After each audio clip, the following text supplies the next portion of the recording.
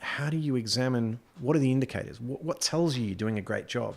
If you decide to make a change, what's going to tell you whether you've been successful or not? Now, for me, the concept of how to look at a business that way, that started back when I was a junior ensign in the Australian military, working on a squadron, 816 squadron, that ran Seahawk helicopters. And they were the frontline anti-submarine helicopter squadron. And we always talked about what we had to get done that day. You know, you had to get so many aircraft out on the line and do so much maintenance and everything else. And I was very lucky in that I had a lot of conversations with a guy, you know, those people who can carry massive amounts of information in their head and just pull it all together. I certainly don't have the ability, but he did. And it sort of developed this concept of saying, well, what's the why in that? What's the true purpose of what we do? And if you think about it, the actual day-to-day of the squadron at the base had nothing to do with what we were trying to achieve. We were trying to achieve helicopters on ships at sea for a period of time. And if you know that, for example, you need 6 flights permanently at sea, I'm just pulling numbers out of the air here, but if you need 6 helicopters at sea and you've got 10 helicopters at the squadron, then you need to provide crews to those, and they need to fly a certain amount of hours every year. So that means a certain amount of maintenance every year, which means a certain amount of aircraft rotations every year. So if you're feeding that, you know that you've got to provide 8 trained pilots a year and 8 trained co-pilots a year and 200 trained maintainers at certain levels every year. So that tells you how much you have to fly at the squadron, which tells you how much maintenance you have to do. And all of a sudden, everything's feeding into that. How many spares you're going to need, how much consumables you're going to need, how much time frame you're going to need. And we always used to think about it in heavy maintenance, because if a heavy maintenance cycle takes 6 weeks, then everything stacks up into it. But if it takes 4 weeks, then you can send one out while you're bringing the next one in, kind of thing. And it all ties together in such a way that you know how to model the behavior of something as big as 400 people at a squadron and 6 flights at sea and all of these kinds of things. And you can start to see the numbers and what they tell you and the story that it's telling you. And if you can distill that down to a 30-second look that says, we know that everything's going to stack up in heavy maintenance and they're just going to jam back to back, and you're going to have to throw crews at it and extra consumables and extra spares because you can't get through them fast enough. But then you say, all right, well, I've just thrown 30 extra people at it and it didn't get it out any faster. So what's that telling me? It's telling me that people wasn't the problem. Something else was the problem. Let's go find the problem. And then we're going to change a bit of behavior and see if that changes the number. So you're always looking for enough data to be able to tell you, I need to make this change. And if I make this change, I think it's going to have this effect. And that's how I'm going to measure this effect. So I know I was successful. But that idea of saying, why am I here? What's my true purpose? What goal am I trying to achieve down the track? And what's the data telling me about that? That's the fascinating thing for me, being able to pull all of that together. So somebody tells me what the business goals are, and I can drive my departmental goals into that. And I can say, this is what I'm trying to achieve long-term in terms of the business goals. Here's the data that's telling me, and I'm going to make these 3 changes. Or I don't have the data to tell me how I'm doing at the moment, so I have to go find a way to get that data. And at the same time, not overload my people with filling out a bunch of spreadsheets or charts or crap that they don't want to do and they're not going to be enthusiastic about, right? So how do we automate the process? How do we get the data in the cheapest, fastest possible way so that I know that if we want to make a behavioral change, if we want to make a change to the organization, or my boss is telling me we have to make it for long-term business goals, then I know how I'm going to achieve that from day to day, month to month, year to year. But being able to pull all of that together and tell that story, or even understand the organization in such a way that I can make those changes, that's the challenge. Now, I've been quality focused for the past 5 or 6 years now, at Platco and then at Norsk. Making the step across so that I understand the business on a different level. I understand investor concerns, or I understand long-term financial concerns or something like that. That's an area which, I was lacking a huge amount of knowledge. I just didn't have it. So being able to go out and know that that's one of my shortfalls, and I need to chase down that knowledge so that I can better scope my day-to-day to meet with the business goals of the organization and my boss and her boss and everything else, that becomes the next challenge and the next idea and the next focus. And again, that's what keeps it interesting. It keeps it fun. So I think that numbers, not necessarily a data-oriented approach. The trick is knowing what the data is telling you. But I don't care what business you're in. You have data. You know your industry, right? You know your business. You know your goals. You know your tasks. You know what data you have available. You've just got to work out a way that tells you a story in such a way that you know what next week looks like, and next what next year looks like. Because when you've got those 10-year goals hanging out there and you think you've broken it down, how are you going to measure yourself along the way? Is it one thing? Because what you measure, you do, right? If I tell you that the most important thing is trying, getting parts out the door, and that's all. Like, what did I read there? Sorry, I was reading about a collections company, and all of the people were judged on how much money they recovered every month. And then a woman came along and started her own business where they weren't judged on how much money they were collecting every month. They were judged on how many thank you cards they got. So the idea was she taught them how to go out and build a relationship with the people they were trying to collect money off and understand their story and see if they could help them find a way. And all of a sudden, the money took care of itself because they were 300% better than any other company in the industry at recovering money from people who were having trouble at the time. So do you really know what the KPI, the indicator is telling you? Well, kind of your point there. So a couple things about, I think that tie into that. When we talk about number-wise, I'm number driven because it's a cliche thing, but numbers don't lie because it's black and white. You see them. Sure. A couple things though. It's funny because we say that, and then I have, we can't see it, but taped up on my printer. I've had it there for a few years now. It basically states, and I can't say it verbatim, but it basically what it means is take care of the people, the numbers will follow. Meaning Richard Branson. Yeah, is that what it is? I don't know what it is. It's a brilliant quote. I love it. So it's something to the effect basically of, I'm very, especially in our business, is a very, it's based on commission. It's like how much you make is based on sales and stuff like that. Like, I track my numbers because I always want to improve. Kind of the same thing. It's kind of like CrossFit. I want to get heavier lifts, absolutely, faster times, whatever. But the whole purpose of it is I don't focus on.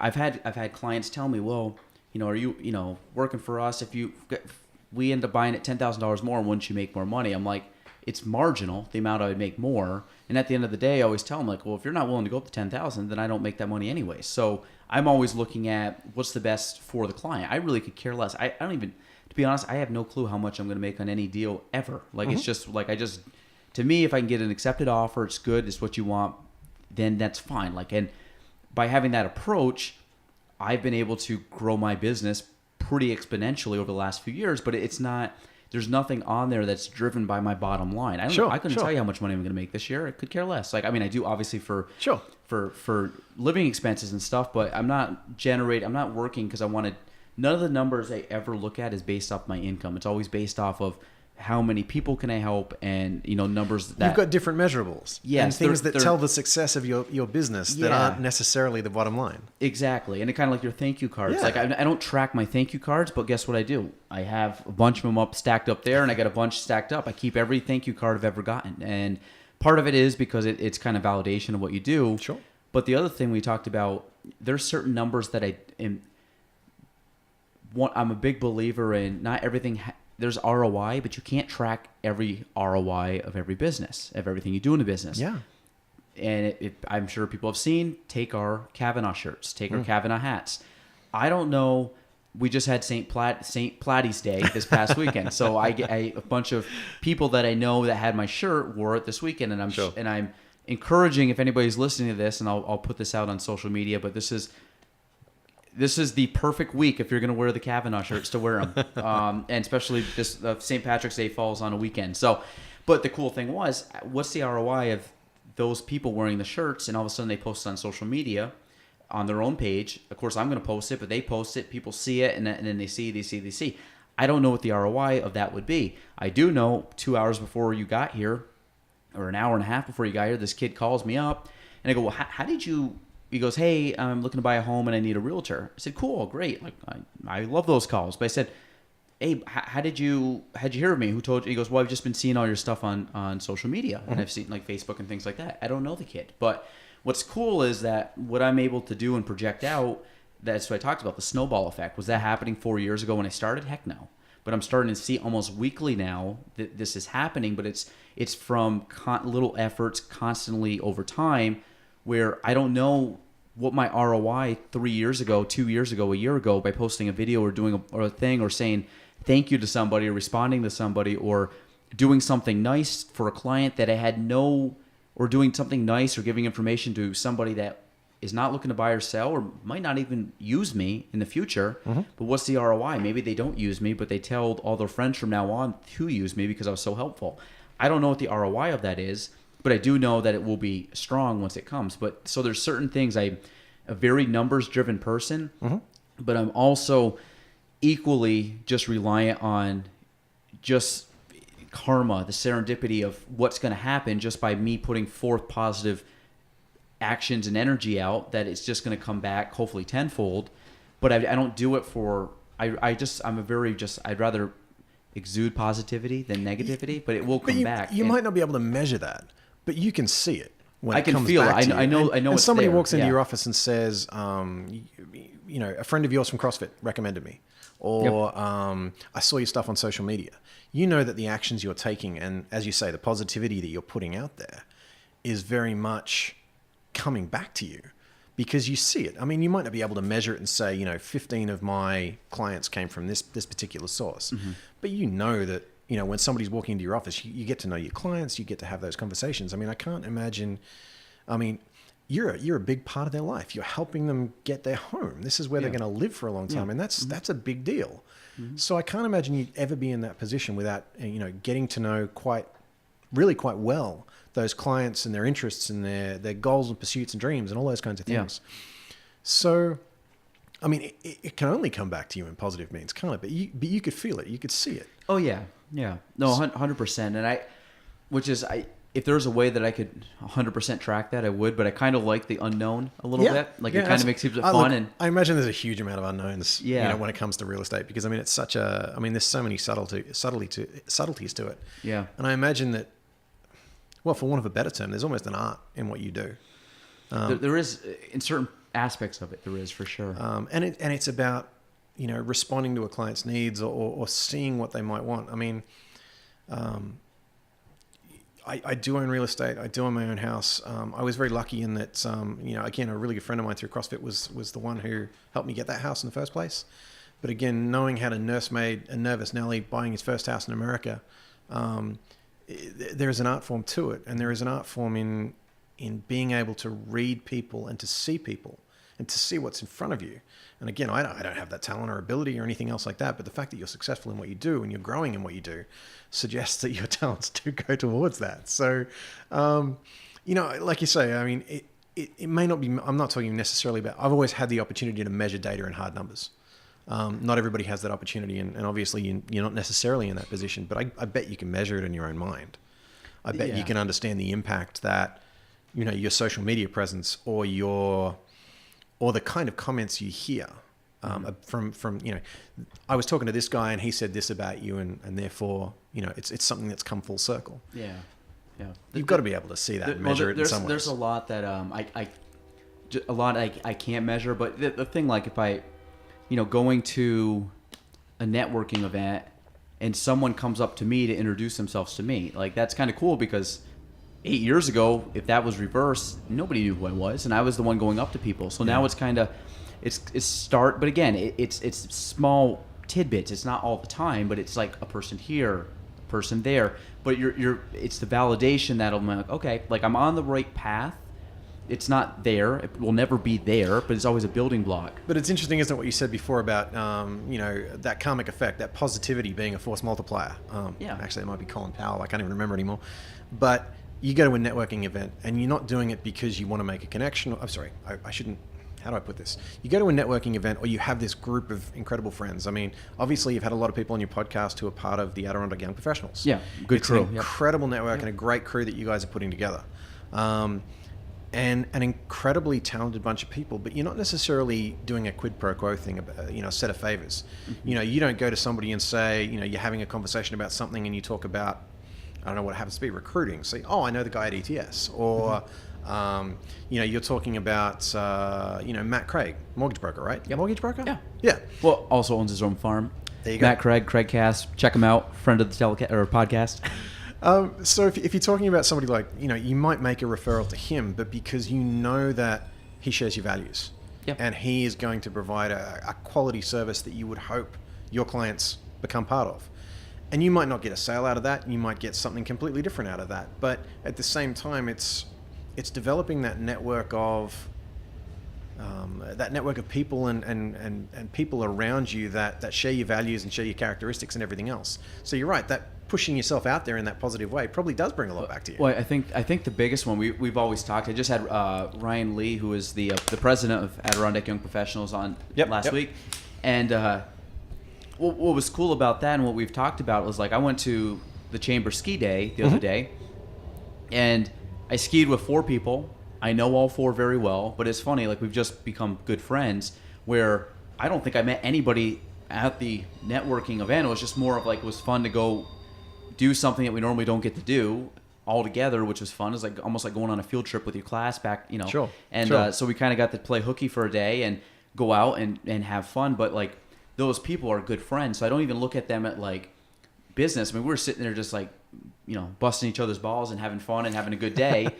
But they're all just good friends of mine that I've met through networking. But I mean, yes, would I refer people to them? Of course, but I don't go into that. Like, you basically go in, like, if you're making friends, that's what you want, because that's the best, most genuine type of relationship that you can have, versus kind of like a on the ground level of, like, going in and being like, hey, use this guy, he's good, but I don't really know him that well. Like, I mean, but at that point, you're not referring somebody because you expect to get something back. You're referring somebody because you want that person to have that positive experience. Yes. And having developed that network and developed that, you know, extraordinary group of people around you, you probably have the opportunity to do that on a much wider scale than you did 8 years ago. Well, it also lets me help clients better too, because if somebody says, hey, I got a question on this, well, then I actually know a person that I can contact, that I know him personally, not just like, let me give you their 1-800 number and call them. Like, I can, like, call the guy up on the phone and be like, hey, can you help this person out? So, sure. I mean, there are favors that will allow me to, in the future, for my clients, but, like, a lot of it is just I've made good connections with people that would be like, yeah, sure, we'll bump you up maybe or help you out here and there. But I mean, there's always part of that, you know, just comes naturally with good friends. And I think we've looked out, at least from that group, and a lot of those people have been on just because we share interests and they're good buddies, you know? Yeah. So, and they're good people to talk to. I mean, like-minded individuals. Yeah, exactly. But it's interesting. We keep coming back full circle on a few of these things. Then you start talking about recruiting, and you start talking about, you know, what gets you in the door, what gets you hired. How many jobs do you know that people have got because they were recommended by somebody who knew somebody? Yep. Now, if somebody comes to me and says, hey, look, you know, this kid, I want to pitch him for a summer internship, and he's doing business, he's not doing engineering or something like that, but I really think you should take a look at this person. Mm-hmm. Guaranteed, I'm going to say, all right, I'll put him in for an interview. I mean, you know, if I respect the person who's coming to me and saying, hey, I've got something for you. What was the I don't want to butcher it, but the attitude and aptitude. Exactly. Yeah. That if somebody can judge that ahead of time, and it's somebody whose opinion I know and respect, then guaranteed they're going to get a place. Mm-hmm. And even if they're not the perfect fit, even if they're not on paper exactly what I was looking for, sometimes out of that interview process or out of that idea, they can show you something that you weren't thinking about or you weren't hearing about, and never would have found through a normal recruiting process, never would have found through, job postings on a board or an advertisement in the newspaper. It's literally, you know, you talking and getting to know somebody, them understanding what you're looking for and going, you know what, I've got an idea for you. Well, I think it was we posted a position at our office. I think we had 8 or 9 and I've only posted it once, so like I didn't want to repost it because I'm like, we kind of got, out of the 9 people that applied, I know 8 of them personally, which is kind of weird because you kind of look at it where, you know, one, it's like that's, I think, a little bit of a validation of the culture where you have that many people that would want to come work for you at a position. Like, they're not just random people. They're not people like these are, and some of these people that I know, you know, I've known for years and, you know, good friends with and well respected, you know, and it's, you know, and obviously I know they would probably be a good position for that, but it's nice that we have options and they're coming to us saying, hey, we would like to work for your company. Maybe we believe in the company, or at least halfway believe in what you're trying to do. Absolutely. Or what you're showing. So comes back to that shared vision, doesn't it? Yeah. And I think that's, I really didn't focus on that when it first happened, but as I started to see them come in, I'm like, there's got to be something to take away from that, as you know, when that many people who know you personally say, hey, I want to work with you at your company. Yeah. Even some of the people that are coming on as agents are people that I've known before, but they're like, yeah, well, we really think that I want to work with you. Or maybe, hey, I want to get in real estate, and maybe it was at a different company, but I know, like, I really align with what I think that you're trying to do. And that part's cool. Like, because you've got, you know, you project an idea of a vision, of a goal, of a future success, and it comes back to that, you know, that group networking idea that everybody can get lifted by the tide.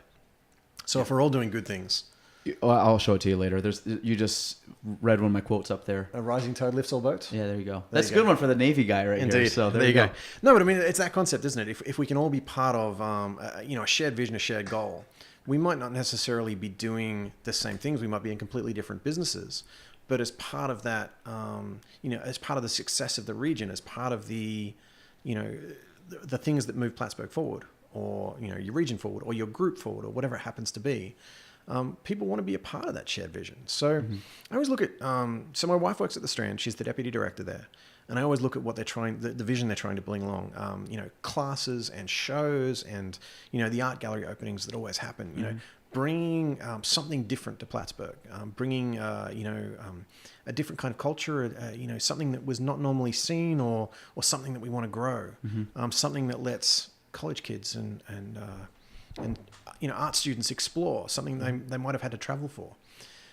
So you look around at something, they run the Brown Bag sessions, which are kind of like a lunchtime concert session where they get, for example, the music students from SUNY Plattsburgh in to deliver a concert, or they get, you know, different artists or musicians in to give just a, you know, 1 hour free lunchtime session. And it always fascinates me, the diversity that you get out of that. Whether you hear opera one week or jazz the next week, or a piano recital the next week. But again, it's that fundamental opportunity to make Plattsburgh the next thing more. And I love Plattsburgh, so I don't suggest in any way that it's broken or it needs fixing or anything else like that. Like but, you talked about, like as a person, but improving. The area can always get better. You know, bring something that everybody will enjoy. Yep. I mean, it sounds so pretentious to say something like that, and I'm not sure if I've spelled it out correctly, but I love the vision they have at the Strand. I love the places that they're going, and I'm forever fascinated to listen to what my wife's been telling me about, you know, what they've got on next, or what the next thing they're planning, whether it's the clay studio, or whether it's the art classes, or, you know, the drama courses that my kids take there. So I love the idea of, in a way, all of our network contributing to that as part of that network, and part of multiple networks that flow through this place and this town.